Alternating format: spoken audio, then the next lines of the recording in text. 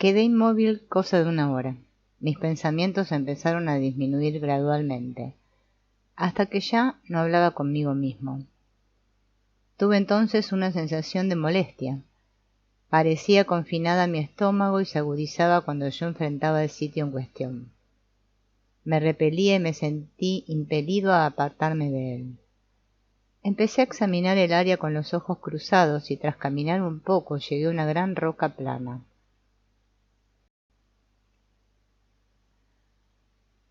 Me detuve frente a ella. No había en la roca nada en particular que me atrajera.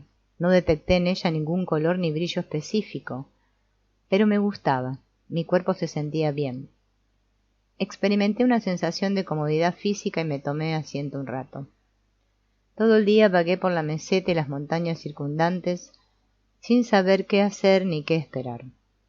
Al oscurecer volví a la roca plana. Sabía que pasando allí la noche estaría a salvo. Al día siguiente me adentré más en las montañas hacia el este. Al atardecer llegué a otra meseta todavía más alta. Me pareció haber estado allí antes. Miré en torno para orientarme, pero no pude reconocer ninguno de los picos circundantes. Tras elegir con cuidado un sitio, me senté a descansar al borde de un área yerma y rocosa. Allí sentía tibieza y tranquilidad. Quise sacar comida de mi guaje, pero estaba vacío. Bebí un poco de agua. Estaba tibia y ácida. Pensé que no me quedaba más que volver a casa de don Juan, y empecé a preguntarme si debería iniciar de una vez mi camino de regreso. Me acosté boca abajo y apoyé la cabeza en el brazo. Inquieto cambié varias veces de postura hasta hallarme de cara al oeste. El sol ya descendía. Mis ojos estaban cansados. Miré el suelo y vi un gran escarabajo negro. Salió detrás de una piedra empujando una bola de estiércol 2 veces más grande que él. Seguí sus movimientos durante largo rato. El insecto parecía ajeno a mi presencia y seguía empujando su carga sobre rocas, raíces, depresiones y protuberancias. Hasta donde yo sabía, el escarabajo no se daba cuenta de que yo estaba allí. Se me ocurrió la idea de que yo no podía estar seguro de que el insecto no tuviera conciencia de mí. Esa idea desató una serie de evaluaciones racionales con respecto a la naturaleza del mundo del insecto, en contraposición con el mío. El escarabajo y yo estábamos en el mismo mundo, y obviamente el mundo no era el mismo para ambos. Me concentré en observarlo, maravillado de la fuerza titánica que necesitaba para transportar su carga por rocas y por grietas. Largo tiempo observé al insecto y entonces me di cuenta del silencio en torno. Solo el viento silbaba entre las ramas y hojas del matorral. Alcé la vista, me volví a la izquierda en forma rápida e involuntaria, y alcancé a ver una leve sombra, o un cintilar, sobre una roca cercana. Al principio no presté atención, pero luego me di cuenta de que el cintilar había estado a mi izquierda. Me volví de nuevo, súbitamente, y pude percibir con claridad una sombra en la roca. Tuve la extraña sensación de que la sombra se deslizó inmediatamente al suelo, y la tierra la absorbió como un secante chupa una mancha de tinta. Un escalofrío recorrió mi espalda. Por mi mente cruzó la idea de que la muerte nos observaba a mí y al escarabajo. Busqué de nuevo el insecto, pero no pude hallarlo. Pensé que debía haber llegado a su destino y arrojado su carga a un agujero. Apoyé el rostro contra una roca lisa. El escarabajo surgió de un hoyo profundo y se detuvo a pocos centímetros de mi cara. Parecía mirarme, y por un instante sentí que cobraba conciencia de mi presencia, tal vez como yo advertía la presencia de mi muerte. Experimenté un estremecimiento. El escarabajo y yo no éramos tan distintos, después de todo. La muerte, como una sombra, nos acechaba a ambos detrás del peñasco. Tuve un extraordinario momento de júbilo. El escarabajo y yo estábamos a la par. Ninguno era mejor que el otro. Nuestra muerte nos igualaba. Mi júbilo y mi alegría fueron tan grandes que eché a llorar. Don Juan tenía razón, siempre había tenido razón. Yo vivía en un mundo lleno de misterio y como todos los demás era un ser lleno de misterio, y sin embargo no tenía más importancia que un escarabajo. Me sequé los ojos y al frotarlos con el dorso de la mano, vi un hombre o algo con figura humana. Se hallaba a mi derecha, a unos 50 metros de distancia. Me senté, erguido, y me esforcé por mirar. El sol estaba casi en el horizonte y su resplandor amarillo me impedía tener una visión clara. En ese instante oí un rugido peculiar. Era como el sonido de un distante aeroplano a reacción. Cuando me concentré en él, el rugido aumentó hasta ser un agudo zumbar metálico, y luego, suavizándose, se volvió un sonido hipnótico, melodioso. La melodía era como la vibración de una corriente eléctrica. La imagen que acudió a mi mente fue la de dos esferas electrizadas que se unían, o dos bloques cúbicos de metal eléctrico se frotaban entre sí, y al estar perfectamente nivelados el uno con el otro se detenían con un golpe. Nuevamente me esforcé por ver si podía distinguir a la persona que parecía esconderse de mí, pero no detecté sino una forma oscura contra los arbustos.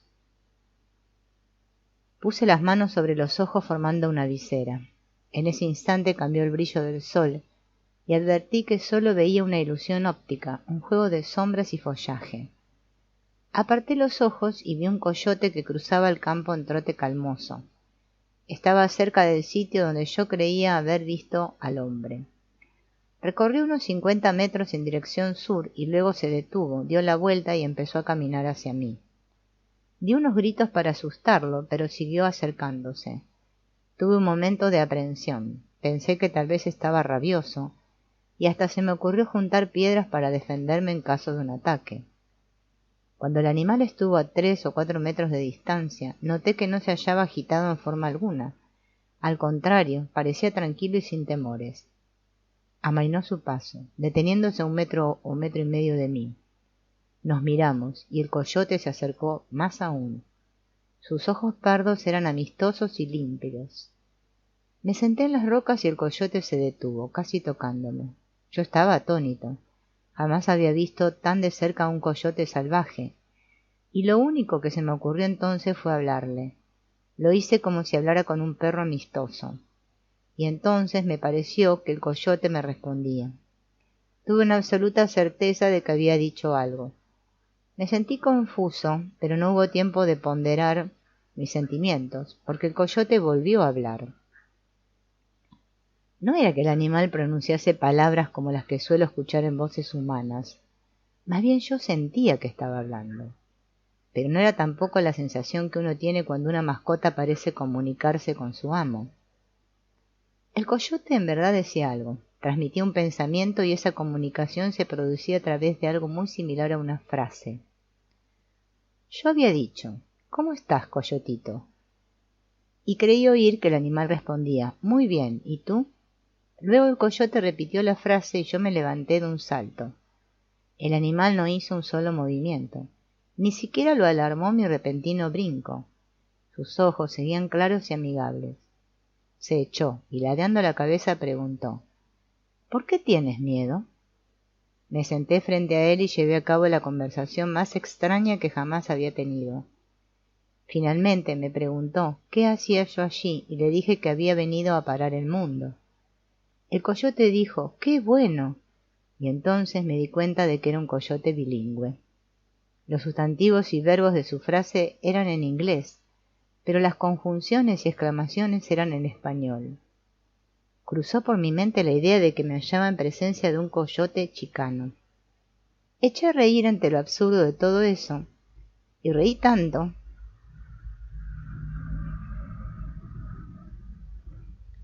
que casi me puse histérico. Entonces la imposibilidad de lo que estaba pasando me golpeó de lleno y mi mente se tambaleó. El coyote se incorporó y nuestros ojos se encontraron. Miré los suyos fijamente, sentí que me jalaban, y de pronto el animal se hizo iridiscente, empezó a resplandecer.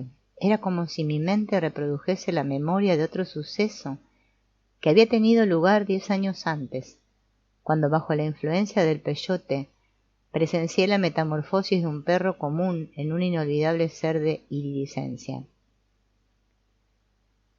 Era como si el coyote hubiera provocado el recuerdo y la imagen de aquel suceso anterior invocada se superpusiera a la forma del coyote. El coyote era un ser fluido, líquido, luminoso. Su luminosidad deslumbraba. Quise proteger mis ojos cubriéndolos con las manos, pero no podía moverme. El ser luminoso me tocó en alguna parte indefinida de mí mismo, y mi cuerpo experimentó una tibieza y un bienestar indescriptibles, tan exquisitos, que el toque parecía haberme hecho estallar. Me transfiguré. No podía sentir los pies, ni las piernas, ni parte alguna de mi cuerpo, pero algo me sostenía erecto.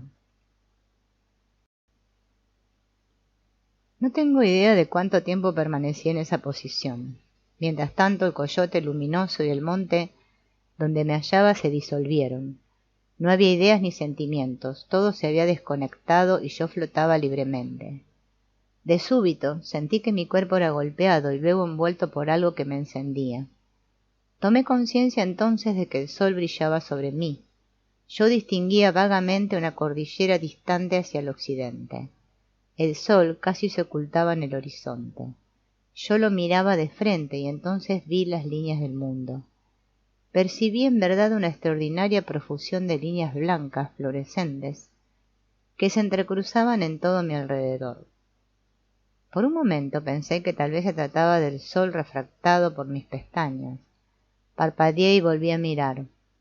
Las líneas eran constantes y se superponían a todo cuanto había en torno o lo atravesaban.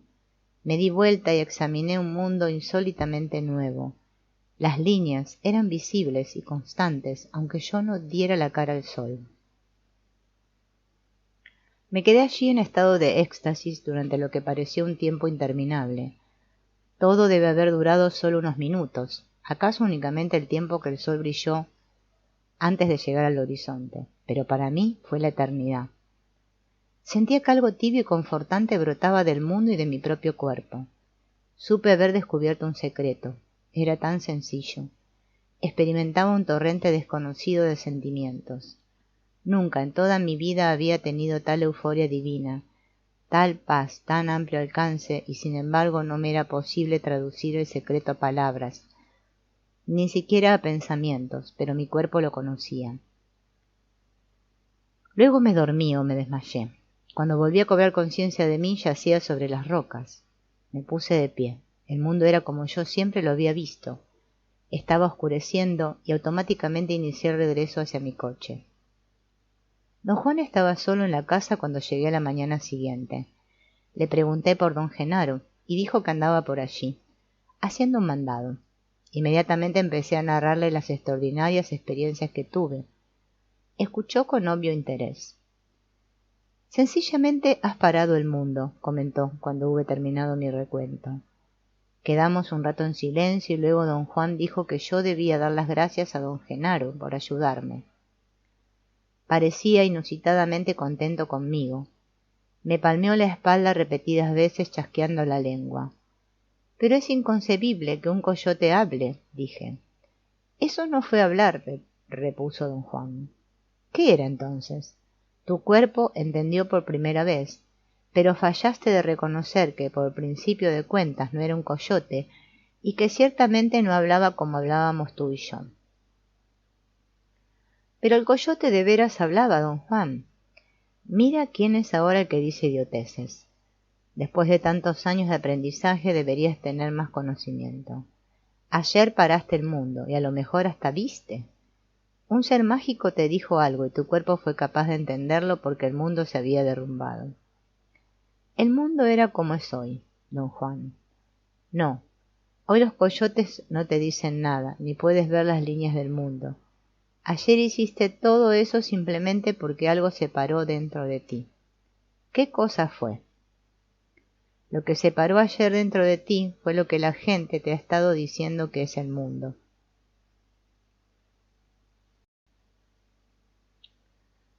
Verás, desde que nacemos la gente nos dice que el mundo es así y asá. Y naturalmente no nos queda otro remedio que ver el mundo en la forma en que la gente nos ha dicho que es. Nos miramos. Ayer el mundo se hizo como los brujos te dicen que es, prosiguió. En ese mundo hablan los coyotes y también los venados, como te dije una vez, y también las víboras de cascabel y los árboles, y todos los demás seres vivientes. Pero lo que quiero que aprendas es a ver. A lo mejor ahora ya sabes que el ver ocurre solo cuando uno se cuela entre los mundos, el mundo de la gente común y el mundo de los brujos. Ahora estás justito en medio de los dos. Ayer creíste que el coyote te hablaba. Cualquier brujo que no ve creería lo mismo, pero alguien que ve sabe que creer eso es quedarse atorado en el reino de los brujos.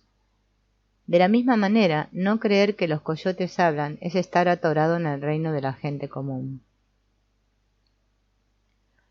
¿Quiere usted decir, don Juan, que ni el mundo de la gente común ni el mundo de los brujos son reales? Son mundos reales, pueden actuar sobre ti. Por ejemplo, podrías haberle preguntado a ese coyote cualquier cosa que quisieras saber, y él se habría obligado a responderte. Lo único triste es que los coyotes no son de fiar, son embusteros. Es tu destino no tener un compañero animal de confianza. Don Juan explicó que el coyote sería mi compañero toda la vida, y que en el mundo de los brujos tener un amigo coyote no era un estado de cosas muy de desear. Dijo que habría sido ideal que yo hablara con una serpiente de cascabel, pues son compañeras estupendas.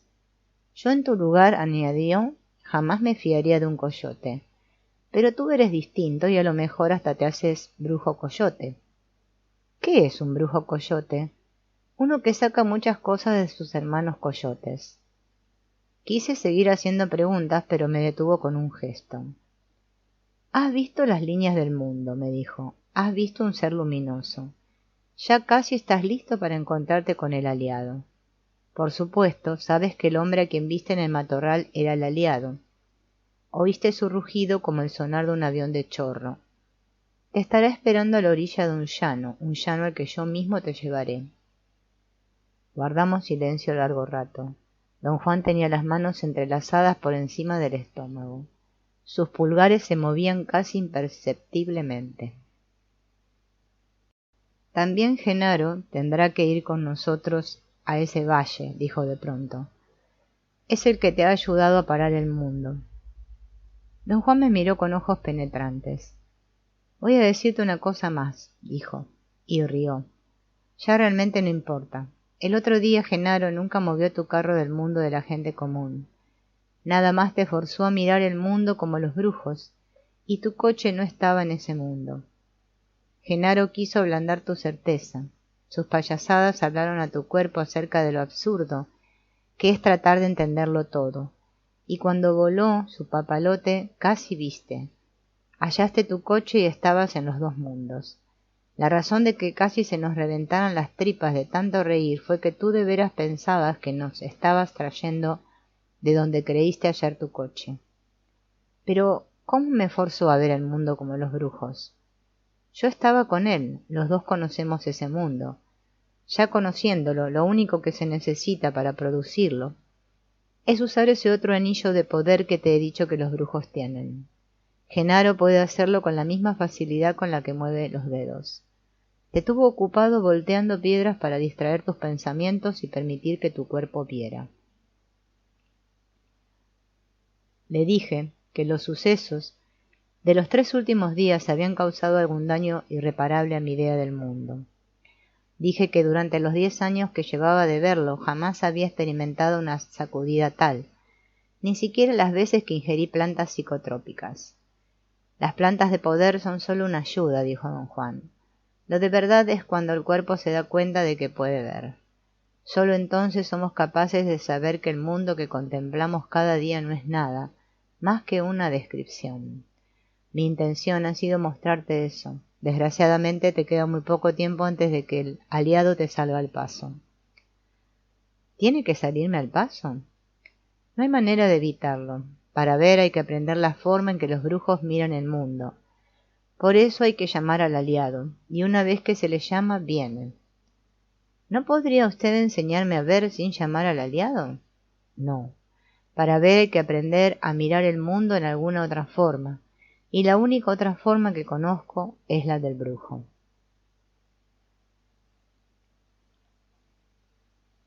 Don Genaro regresó a eso del mediodía, y siguiendo la sugerencia de don Juan, los tres fuimos en coche a la cordillera, donde yo estuve el día anterior. Caminamos por el mismo sendero que seguí, pero en vez de detenernos en la meseta alta, como yo había hecho, continuamos ascendiendo hasta alcanzar la parte superior de la cordillera más baja. Luego empezamos a descender a un valle llano. Nos detuvimos a descansar en la cima de un cerro alto.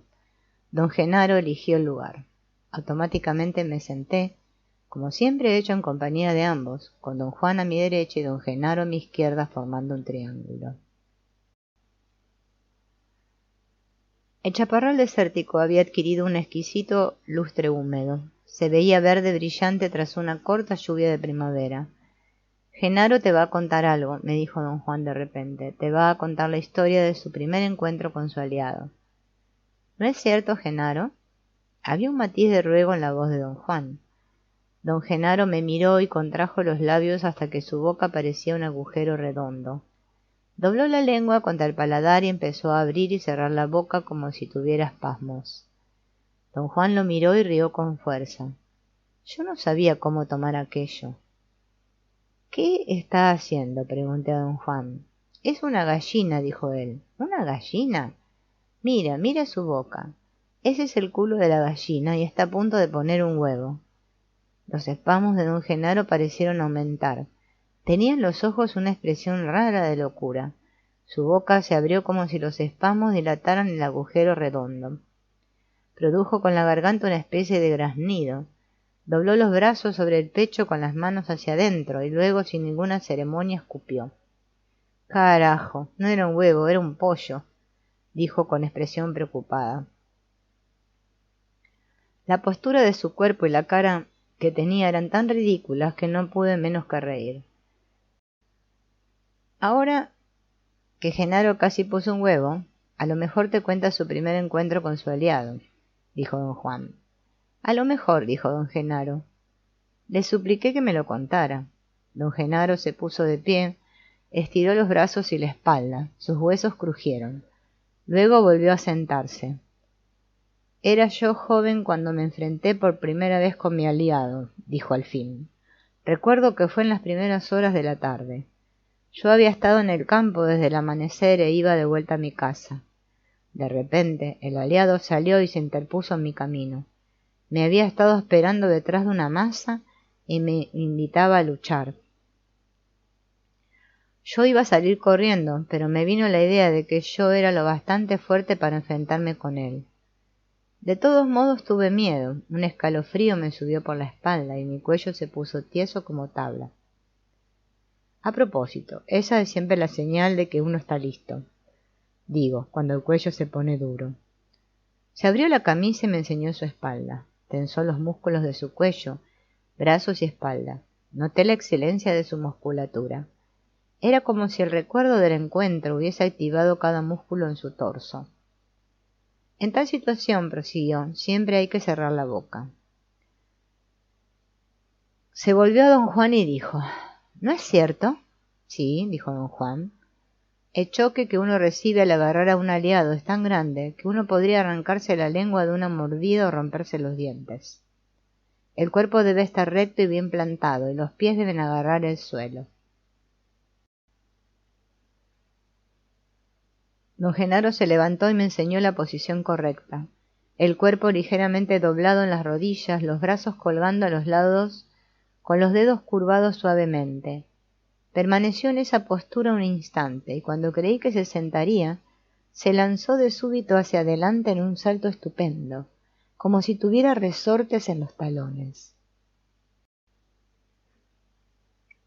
Su movimiento fue tan repentino que caí de espaldas, pero al caer tuve la clara impresión de que don Genaro había agarrado a un hombre, o algo con forma de hombre. Volví a sentarme. Don Genaro conservaba aún una tremenda tensión en todo el cuerpo. Luego relajó abruptamente los músculos y volvió al lugar donde había estado y tomó asiento. Carlos acaba de ver ahorita a tu aliado, observó don Juan casualmente, pero todavía está muy débil y se cayó. ¿De veras?, preguntó don Genaro en tono ingenuo, y agrandó las fosas nasales. Don Juan le aseguró que yo lo había visto. Don Genaro volvió a saltar hacia adelante con tal fuerza que caí de costado. Ejecutó su salto con tanta rapidez que no pude saber cómo había alcanzado a ponerse en pie antes de lanzarse al frente. Ambos rieron con fuerza y luego la risa de don Genaro se convirtió en un aullido indiscernible del de un coyote. «No creas que tienes que saltar como Genaro para agarrar a tu aliado», dijo don Juan. «Genaro salta también porque tiene su aliado que lo ayuda. Todo lo que tienes que hacer es plantarte con firmeza para soportar el impacto. Tienes que pararte como estaba Genaro antes de saltar. Luego te avientas y agarras al aliado».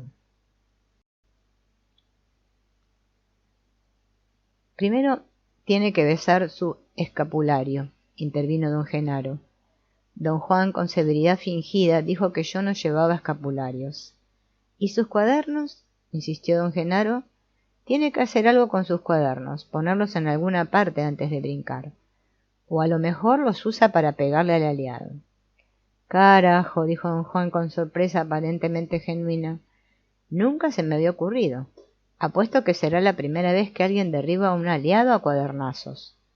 Cuando la risa de don Juan y el aullido coyotesco de don Genaro amainaron, todos estábamos de muy buen humor.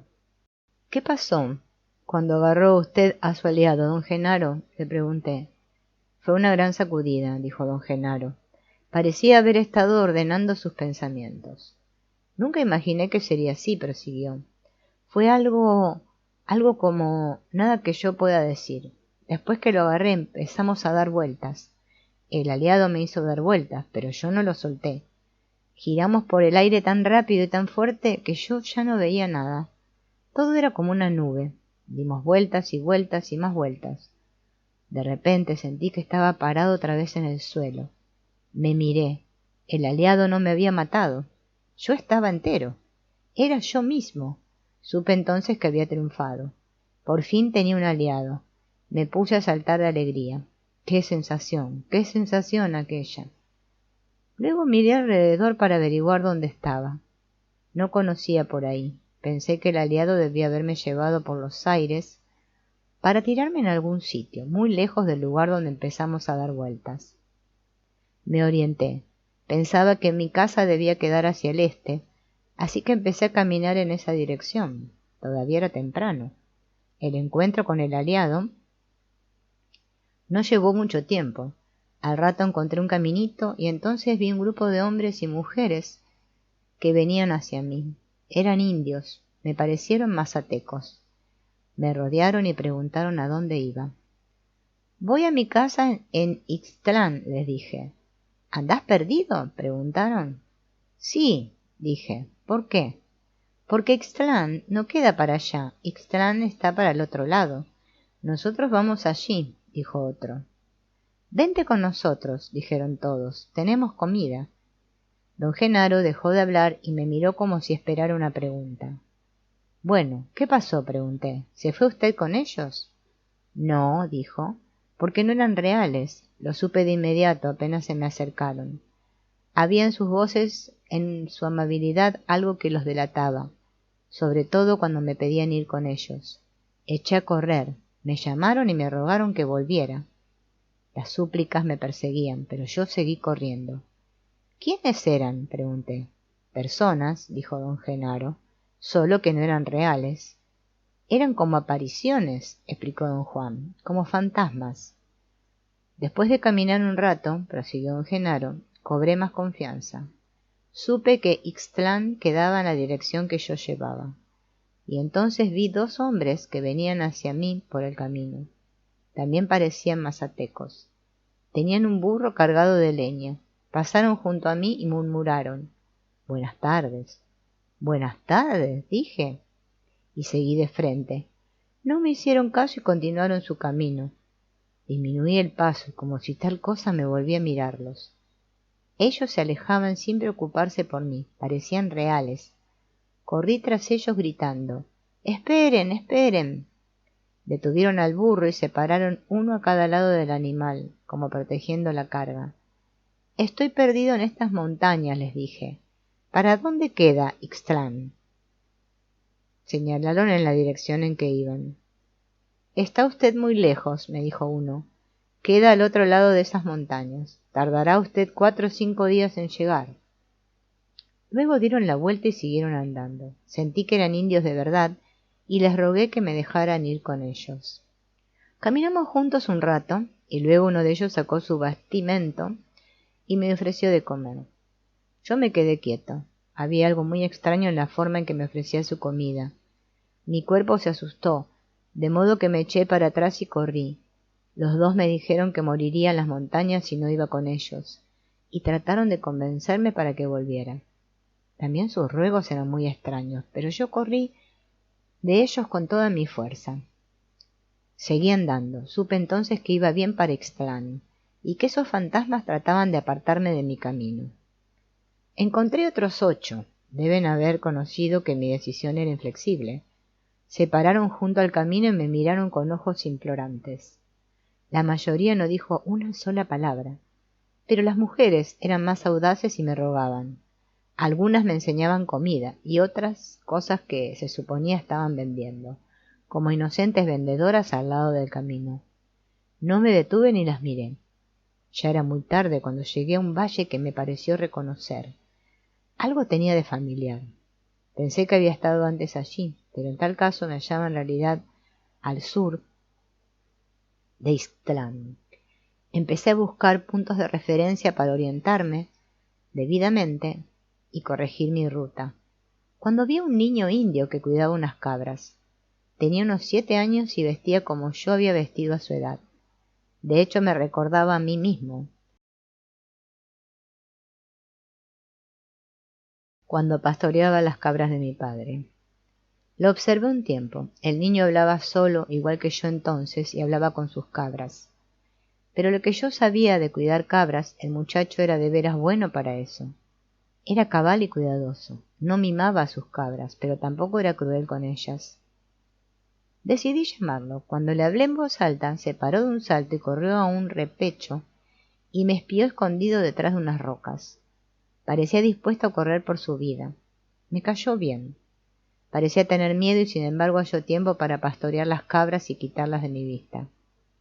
Le hablé mucho rato. Dije que andaba perdido y que no sabía el camino a Ixtlán. Pregunté el nombre del sitio donde estábamos y él dijo que era el sitio que yo pensaba. Eso me hizo muy dichoso. Me di cuenta de que ya no andaba perdido, y pensé en el poder que mi aliado debía tener para transportar todo mi cuerpo en menos de un parpadeo. Di las gracias al niño y eché a caminar. Él salió como si tal cosa de su escondite y pastoreó sus cabras hacia una vereda que apenas se notaba. La vereda parecía bajar al valle.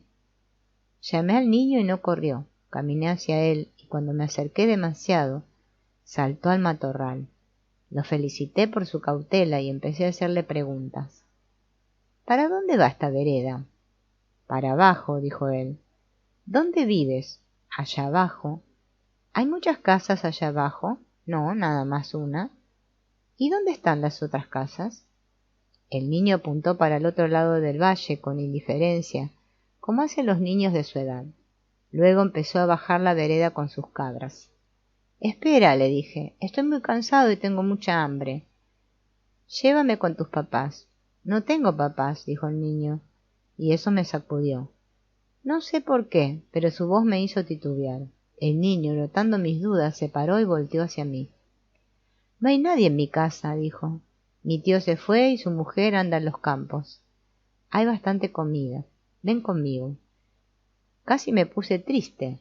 El niño era también un fantasma. El tono de su voz y su ansiedad lo habían traicionado.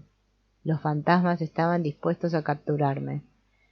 Pero yo no tenía miedo.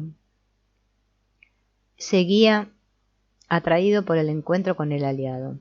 Quise enojarme con el aliado, con los fantasmas, pero por alguna razón no pude enojarme como antes, así que dejé de hacer el intento.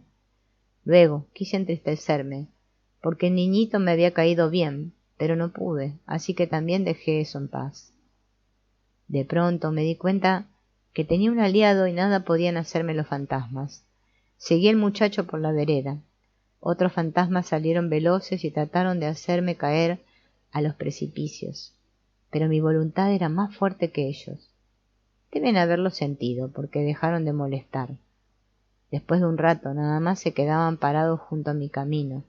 De vez en cuando algunos me saltaban encima, pero yo los detenía con mi voluntad.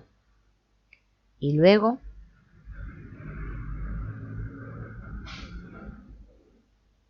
dejaron de molestarme en absoluto.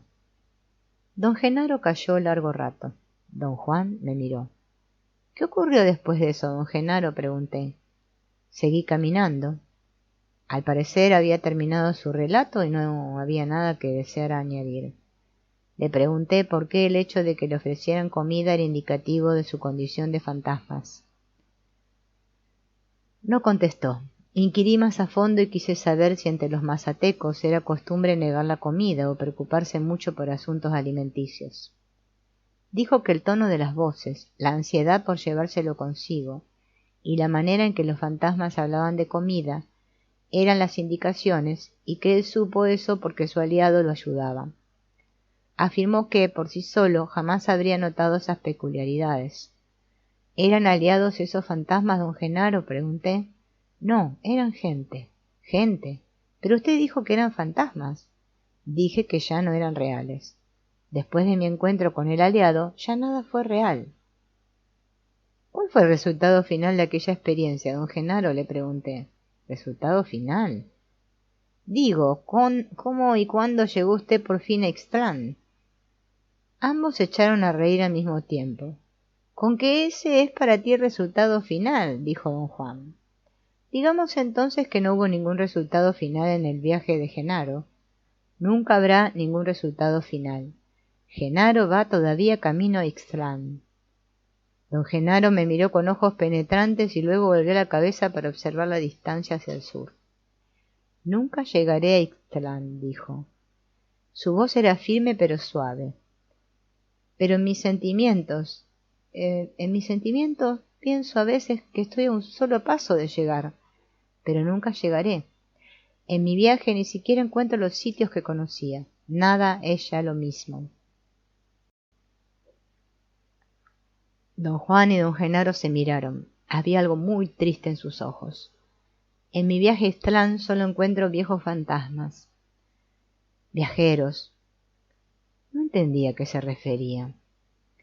Todos aquellos con los que Genaro se encuentra en su camino a Ixtlán son nada más seres efímeros, explicó don Juan. Tú, por ejemplo, eres un fantasma.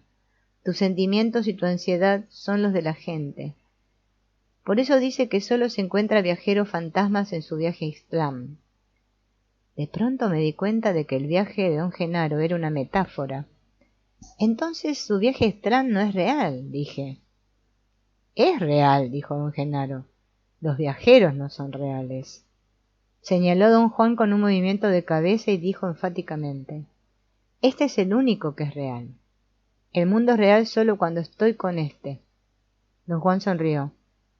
Genaro te contaba su historia, dijo, porque ayer paraste el mundo y él piensa que también viste, pero eres tan tonto que tú mismo no lo sabes.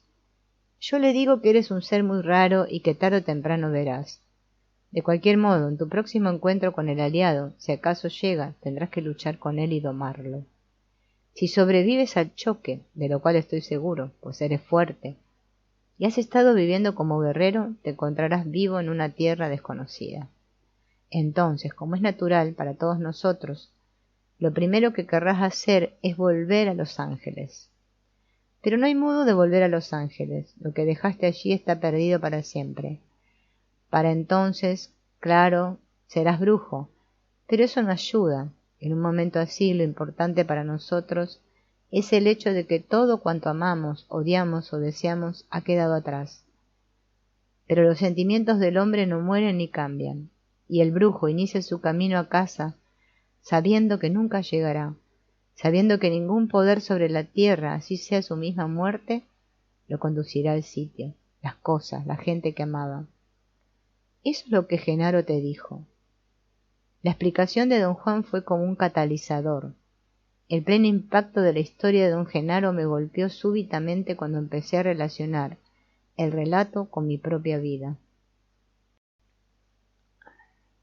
¿Y las personas que yo quiero? ¿Qué les va a pasar? Todas se quedarán atrás, dijo. ¿Pero no hay manera de recuperarlas? ¿Podría yo rescatarlas y llevarlas conmigo? No, tu aliado te llevará a ti solo, a mundos desconocidos. Pero yo podré volver a Los Ángeles, ¿no? Podría tomar el autobús o un avión de ir allí. Los Ángeles seguirá allí, ¿no? Seguro, dijo don Juan riendo. Y también Manteca y Temecula y Tucson. Y Tecate, añadió don Genaro con gran seriedad. Y Piedras Negras y Tranquitas, dijo don Juan sonriendo. Don Genaro agregó más nombres y lo mismo hizo don Juan. Ambos se dedicaron a enumerar una serie de hilarantes e increíbles nombres de ciudades y pueblos. Dar vueltas con tu aliado cambiará tu idea del mundo, dijo don Juan. Esa idea es todo, y cuando cambia el mundo mismo cambia. Me recordó que una vez le había leído un poema y quiso que se lo recitara. Citó unas cuantas palabras y me acordé de haberle leído unos poemas de Juan Ramón Jiménez. El que tenía en mente se titulaba El viaje definitivo. Lo recité. Y yo me iré, y se quedarán los pájaros cantando, y se quedará mi huerto con su verde árbol y con su pozo blanco. Todas las tardes el cielo será azul y plácido, y tocarán, como esta tarde están tocando, las campanas del campanario. Se morirán aquellos que me amaron, y el pueblo se hará nuevo cada año, y en el rincón aquel de mi huerto florido y encalado, mi espíritu errará nostálgico. Ese es el sentimiento de que habla Genaro, dijo don Juan. Para ser brujo hay que ser apasionado.